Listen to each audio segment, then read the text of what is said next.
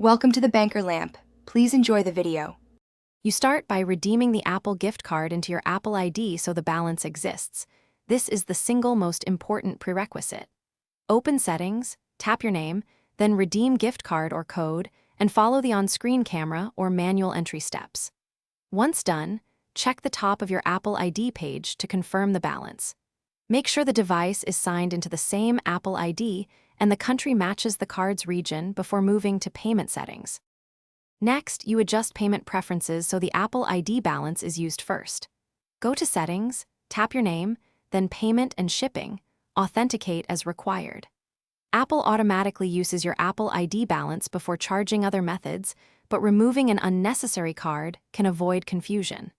If you're in a family sharing group, remember the family organizer's payment method may still apply for subscriptions.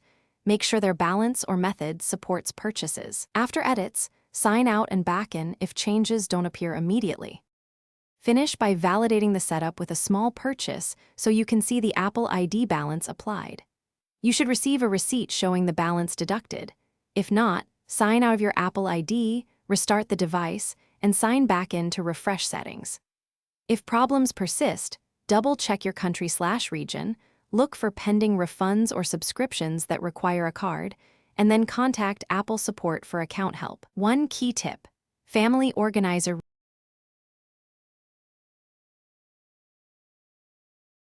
Thanks for watching. If this was helpful, leave a like and consider subscribing. See you next time.